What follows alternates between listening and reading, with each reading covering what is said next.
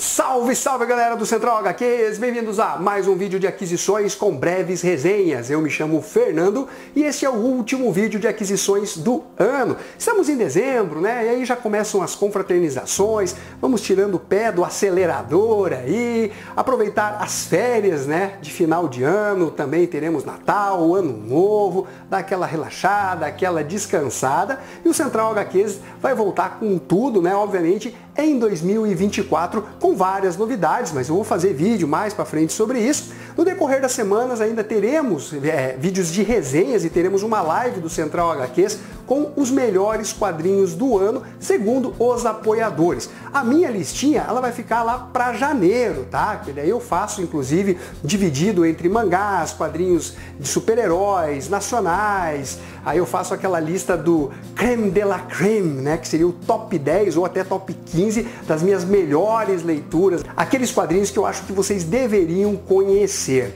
Então, basicamente, nós vamos ter esse último vídeo de aquisições nesse domingo. Segunda-feira, resenha, terça live, quarta resenha, quinta resenha de mangás, sexta resenha e no sábado eu vou fazer a listinha de melhores quadrinhos de novembro e dezembro. Eventualmente pode ser que eu solte um vídeo ou outro com relação a alguma novidade, algo aí relevante dentro do mundo dos quadrinhos ou até mesmo de promoções, mas basicamente os vídeos vão se encerrar aqui, né? Os periódicos, os comuns que eu solto basicamente todo dia no sábado que vem, beleza? Dito isso, galera, eu quero convidá-los a conhecer os nossos dois grupos de promoções, tanto no Telegram como no WhatsApp. Os participantes concorrem a sorteios de quadrinhos mensais. Além disso, nós temos o nosso Apoia-se com recompensas realmente muito legais. Galera, a gente faz uma amizade tão legal entre os apoiadores que a gente combina de se encontrar na CCXP, se diverte, dá risada, além de, obviamente, o evento ser bacana, a gente curtir, pegar os autógrafos, falar com os artistas. Depois a gente se reúne, vai lá, toma uma cervejinha, dá risada, uns ou outro. É realmente um grupo muito bacana. Então, além das recompensas, você tem também esse lance aí da amizade. O link está na descrição. E por fim, se você for fazer as suas comprinhas, tanto no site da Amazon, da loja Mundos Infinitos e também do site da editora Panini Comics, acesse aqui os links do canal. Vamos agora, galera, às aquisições que, como vocês viram pela thumbnail, né? Meus amigos, eu fui à falência, 13º aí foi embora. Basicamente, então, eu vou começar aqui com o segundo álbum, né, de uma obra sensacional que já teve resenha do primeiro volume aqui no Central HQs, que é Little Nemo, de Winsor McCay, material da editora Figura. Álbum gigantesco, conforme vocês estão vendo. Eu recomendo vocês assistirem a resenha que eu fiz do primeiro volume. Eu acho que fui um dos poucos canais que realmente resenhou a publicação. Olha aqui, em relação ao formato americano, o tamanho desse material. Obviamente a resenha dele vai ficar para o ano que vem, né? Não tem como, eu preciso dar uma relaxada, dar uma descansada. Material em capa dura, com ótimo acabamento gráfico. Vai trazer aqui de 1910 a 1914. Papel, eu acho que é o offset ou pollen bold colorido. Muito, muito legal mesmo. É um trabalho que marcou época, influenciou uma geração de quadrinhos, de artistas. Realmente, Little Nemo é um espetáculo, galera. Então, volume 2 aí da editora Figura, que tem um catálogo realmente de tirar o chapéu, coleção top, entre outros, né, como o Dino Battaglia sendo lançado, enfim. É uma publicação que vai ter resenha, como eu disse, lá em 2024. Meus amigos, as aquisições deste vídeo é só material luxuoso. E eu vou agora com a Marvel Comics e os seus Omnibus. Publicação da Panini, tenho em mãos aqui X-Men Tesouros Ocultos de John Byrne. Eu havia adquirido a edição que veio com aquele probleminha na lombada, aí eu solicitei a troca, né? Veio a troca, estornaram o dinheiro, aí aguardei uma nova promoção bacana e acabei comprando um material que tem aqui capa dura com essa sobrecapa. Infelizmente a capa é só essa preta com o título, né? Não tem uma arte nem nada. Papel couché de boa gramatura. Publicação que saiu no Brasil em X-Men Premium. se eu não estou enganado, da editora Abril Jovem. Não lembro se saiu completo, eu acho que não. O próximo material eu estava de olho já há algum tempo, esperando uma promoção que realmente valesse a pena. A maioria desses materiais foram adquiridos com mais de 35% de desconto, tá? Eu estou falando de Aniquilação à Conquista. Material que dá continuidade à série Aniquilação, que havia saído no Brasil pela própria Panini numa minissérie, assim como Aniquilação à Conquista também saiu em minissérie. Temos aqui o Ultron na capa, né? Então nós temos essa sobrecapa e aí a capa da edição, que também traz o Ultron. Quando eu for resenhar essas publicações, não garanto quando que eu vou fazer isso. Obviamente eu vou mostrar tudo com muito mais detalhes, mas eu estou prometendo para vocês que eu pretendo fazer uma série de reviews de sagas Marvel e DC. Eu vou intercalando, pegando desde lá das primeiras, como no caso da DC foi Crise nas Infinitas Terras, da Marvel nós tivemos a saga do Thanos, seguido de Guerras Secretas. Eu vou tentar fazer tudo em ordem, bonitinho aí.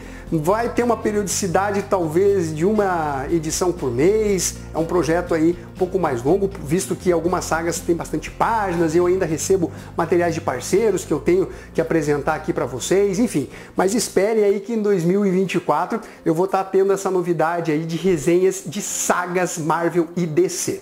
Falando em DC Comics, nós vamos aqui para a publicação do Departamento de Gotham City, Vista Grossa, de John Ridley e Stefano Raffaelli. Eu gosto muito das histórias da polícia de Gotham City e aí resolvi adquirir, arriscar esse material que é em capa dura. Poderia muito bem ser em capa cartonada, mas enfim, papel couché de uma boa gramatura. Esse aqui pode ser que tenha uma resenha um pouco mais breve aqui no canal. Ainda com a DC Comics, mais um volume da edição de luxo de Starman. Essa aqui é a edição número 5, série escrita por James Robinson, de grande sucesso nos anos 90, publicação que vai sair completinha pela editora Panini, com capa dura e papel couché. Eu ainda não fiz a resenha de nenhuma das edições, nem de Starman, nem de Hitman, do Garth Ennis, mas em algum momento eu vou achar um tempo para essas publicações também. Vamos com os Absolutes, né? As edições absolutas aqui no Brasil, também pela editora Panini Comics. E eu começo aqui com os Wildcats de Jim Lee, série Image Comics, que já saiu no Brasil pela editora Globo, né? Foi aquela divisão entre alguns materiais Image pela Abril, outros pela editora Globo. E nós vamos ter aqui, ó, esse box que tem um papel realmente de bastante qualidade aqui. Vou colocar só para mostrar aqui a edição. Olha só, deixa eu tentar abrir aqui com cuidado, né? Olha só, vai formar uma imagem maior. É uma edição, um tamanho consideravelmente maior do que o formato americano. É uma edição absoluta, né? Ela tem dimensões realmente maiores. Material que vai trazer aí as edições de Wildcats e o crossover também com a Cyberforce. Deixa eu ver se atrás aqui vai ter. Acho que não vai ter aqui. Deve estar na parte do editorial, no expediente aqui, as edições que estão compiladas. Mas lá ali no site da Panini ou no site da Amazon, vocês conseguem também encontrar, né, quais edições que estão dentro dessa edição absoluta aí do Jim Lee. E para finalizar de vez a parte de aquisições, outra publicação que eu já estava de olho há um bom tempo, que é o Monstro do Pântano de Lee Wen e Bernie Wrightson, os criadores, né, do personagem. Obviamente não dá para comparar, né, esta publicação com a fase do Alan Moore, que é icônica, um dos maiores clássicos dos quadrinhos mundiais. Aqui nós temos uma resposta da DC Comics em relação à criação do Homem-Coisa da Marvel Comics, né? Tanto que falam, a questão de plágio e tal, mas enfim. De qualquer forma, eu tenho aqui a edição absoluta, olha só, vou tirar ela aqui, vamos, caia, aí, puxei, vou colocar aqui também, a caixinha é muito boa, tá? Também de uma em um papel de uma boa gramatura, assim como a dos Wildcats. Aqui a capa. Olha só. Material também no formato maior do que o americano. A arte de Bernie Wrightson, né? Que desenha demais, ainda que na minha opinião não seja, né, o seu melhor trabalho artístico. Ele que eu considero o melhor artista de quadrinhos de terror de todos os tempos. Eu sou muito paga-pau do Bernie Wrightson. E quem duvida, compre aquele livro ilustrado do Frankenstein, que saiu pela Mitos e foi relançado pela editora Darkside. Aí vocês vão ver o nível, né, que o Bernie Wrightson tem. Esse cara que é um monstro. Eu sou apaixonado pela arte dele. Saiu também uma Creep especial do Bernie Wrightson pela editora Devir, que eu recomendo demais para vocês também. Bom, então esta é a parte de aquisições que me levou à falência, né? Eu acredito que muitos de vocês, por conta da Black Friday, também tenham passado por isso. E agora nós vamos às breves resenhas. Começando pela publicação italiana Bonelli Dylan Dog, nova série volume 3, Um Velho Começo, publicação da Mitos Editora. Aí você vai me falar, Fernando, peraí, você já estava fazendo as resenhas da nova série do Dylan Dog pelo número 20 e tantos, 30 e tantos, como que sim, edição número 3? Tinha um buraquinho lá na minha coleção, né? E aí eu fui atrás das edições que estavam faltando, ficou ali na pilha de leitura e agora eu resolvi falar desse material. E o mais interessante é que você não precisa ter uma ordem exata para acompanhar as histórias do Dylan Dog, seja na série clássica, seja nessa nova série, porque as histórias têm início, meio e fim, assim como a série da Júlia, algumas histórias do Zagor, obviamente existem as exceções, como Martin Mister, Tex Wheeler, Aventuras do Tex quando jovem, a nova série do Tex também, né, que são arcos maiores de histórias. De qualquer forma, nessa nova série, o Inspetor Block está aposentado, ele que é o grande parceiro do Dylan Dog, né, na solução dos casos, mas ele trabalha para a polícia. E vai ser revelado o verdadeiro nome do Inspetor Block, ou melhor, o nome completo dele, o que vai levar ali a uma parte mais cômica dentro da publicação. Esse material aqui, ele vai ser escrito por Michele Meda e a arte de Marco Nisoli, que faz um trabalho artístico de bastante qualidade. Nós vamos ter aqui uma certa referência àquele arco famoso do Dylan Dog, um dos mais famosos inclusive, que é do Johnny Freak.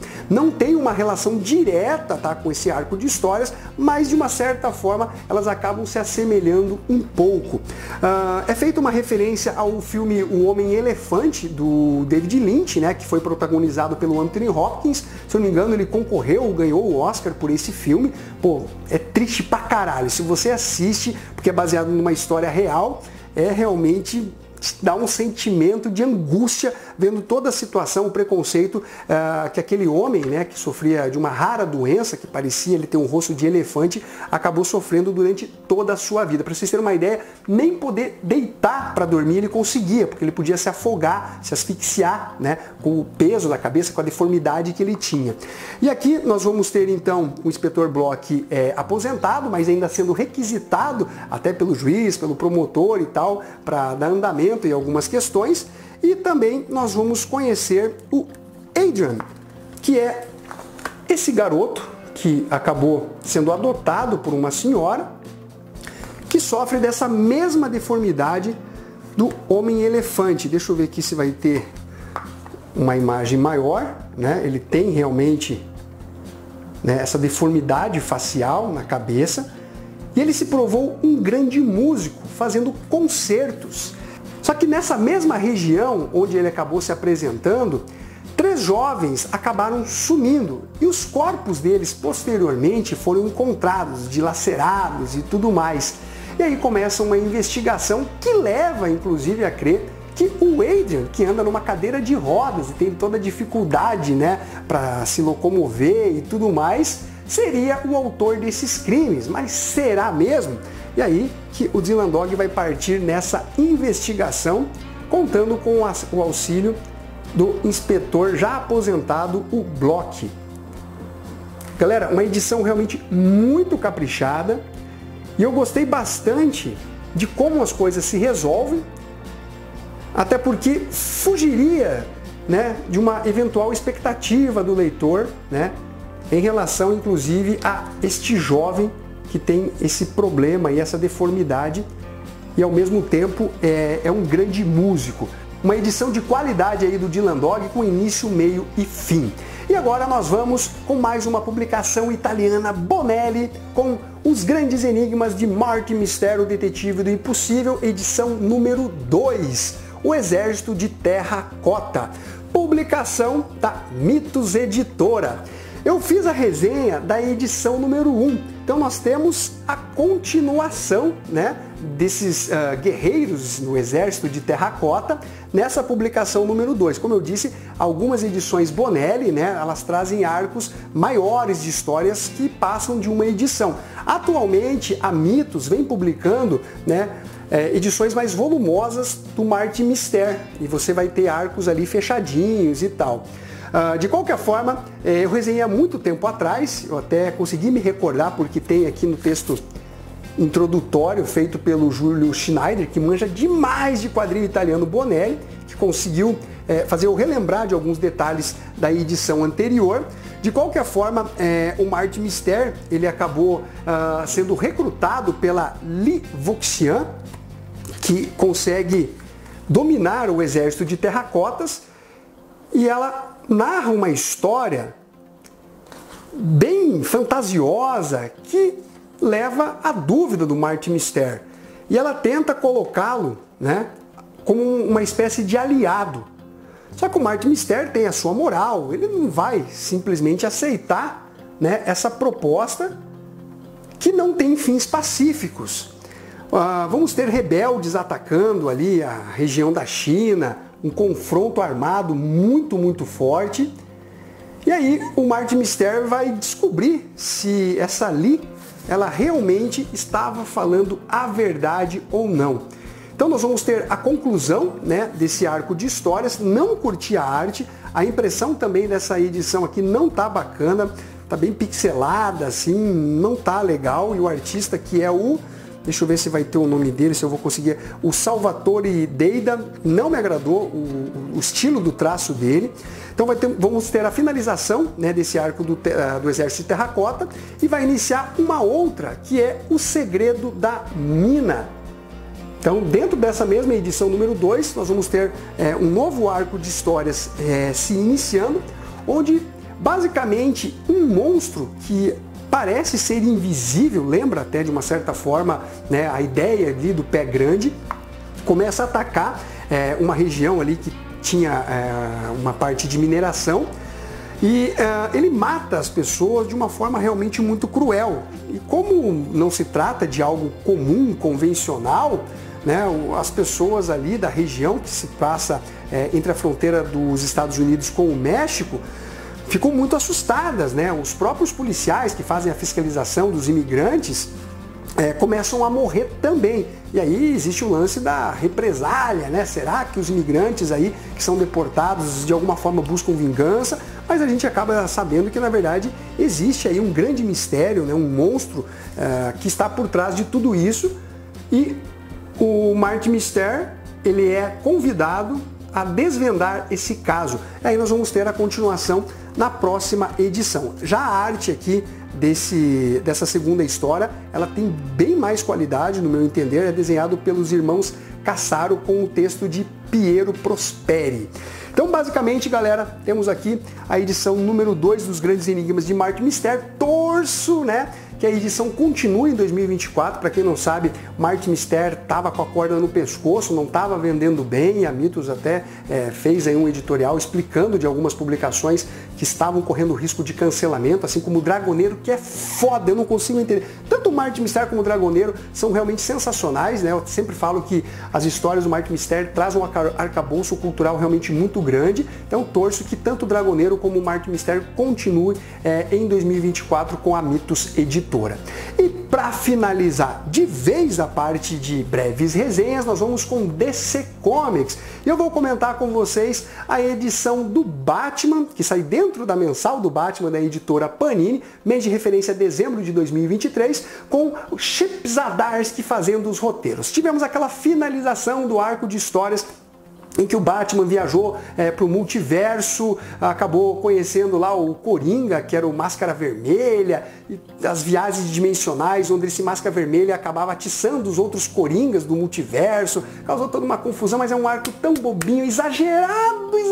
Chip Zdarsky parece que fumou um monte ali, principalmente nos exageros dos personagens, o Batman fodão pra caralho e tal, coisa que me irrita, sabe? O lado investigativo parece que fica em segundo plano e aquele Batman fodão, né, em termos até de parece ter um superpoder, capacidade sobre-humana, né, meio que descaracteriza aí o Homem-Morcego. Mas de qualquer forma, um novo arco de histórias tem início agora, Batman retorna, né, ao universo tradicional da DC Comics, e aí ele vai ter que lidar com os irmãos gêmeos, filhos do Pinguim, né? O Pinguim foi dado como morto, aí você vai descobrir nessa edição se ele realmente morreu ou não, e os filhos agora acabaram tomando o lugar do pai, e o Batman vai chegar lá, né, para mostrar que o território de Gotham City é dele. Vai ter um diálogo lá também com a Selina, fala lá, né, dos problemas que ele teve com a Mulher Gato do outro universo, tem algumas mágoas, alguns segredos ali que eles acabam revelando, o Batman fica realmente, né, bem frustrado com algumas coisas que ele descobre que a Mulher Gato escondeu dele e tal.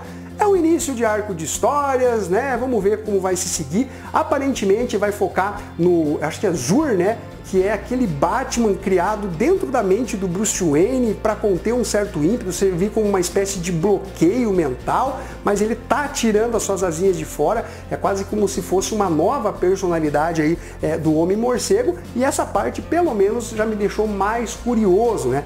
Pra gente saber como que o Chip Zdarsky vai desenvolver, mas considerando o que ele fez anteriormente, não dá para criar aí grandes expectativas.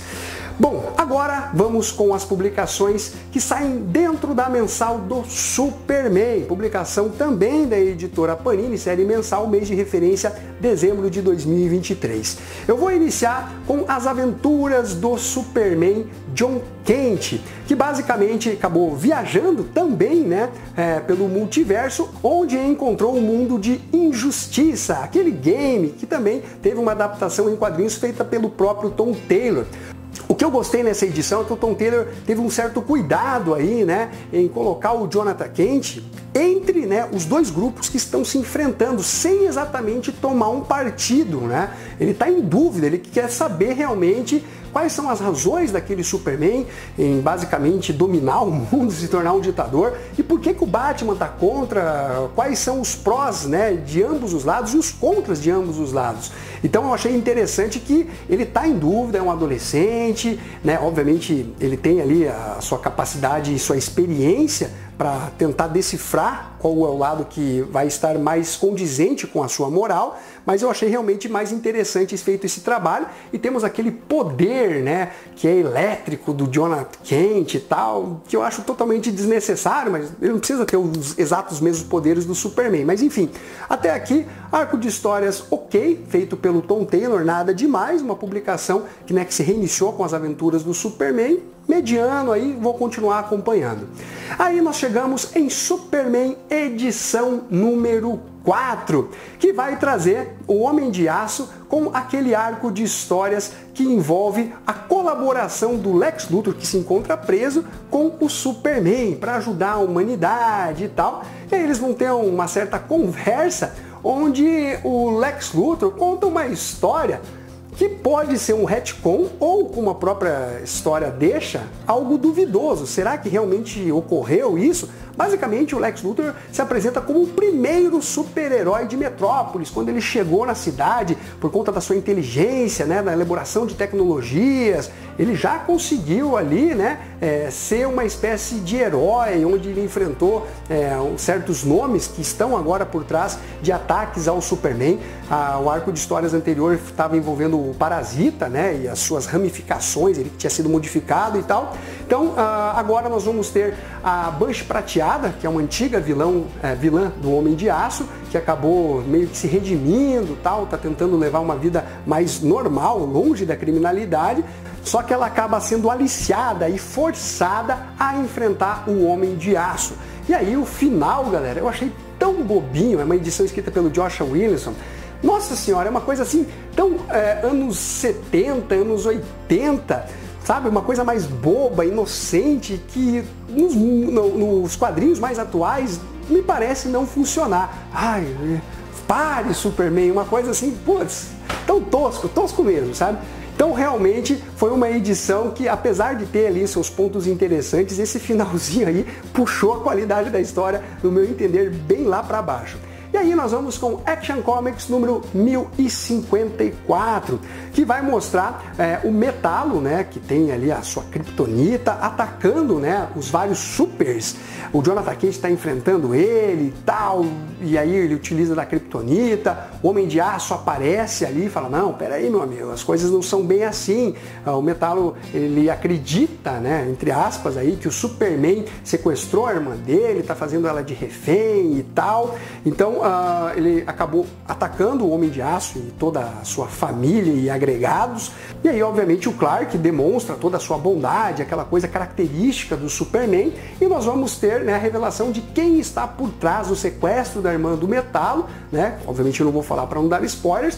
Aí eu tô achando até interessante, ok, essa publicação que é do Philip Kennedy Johnson, né, o mesmo roteirista da série do Hulk. Então, basicamente, galera, é isso que nós temos nessas publicações. Não esqueça aí de deixar o seu comentário, se inscrever no canal, também deixar o seu like. Conheça os nossos dois grupos aí, tá, de promoções. Também compre pelos links do canal, conheça o nosso Apoia-se. Garanto que você vai gostar da amizade que você vai fazer com o pessoal ali. Depois, eventualmente, a gente se encontra pessoalmente, dá risada, toma uma cervejinha, fala sobre quadrinhos, filmes, séries e daí por diante. Então, último vídeo de aquisições, teremos mais vídeos aí de resenha, sabadão, que vem o vídeo de melhores quadrinhos do bimestre, novembro e dezembro, e aí uma pausa aqui no canal com vídeos esporádicos, e daí voltamos lá pelas primeira ou segunda semana de janeiro de 2024 com a lista dos melhores quadrinhos do ano, né? Sempre solto a minha listinha aí. Então é isso daí, galera. Um abraço para todos vocês e fui!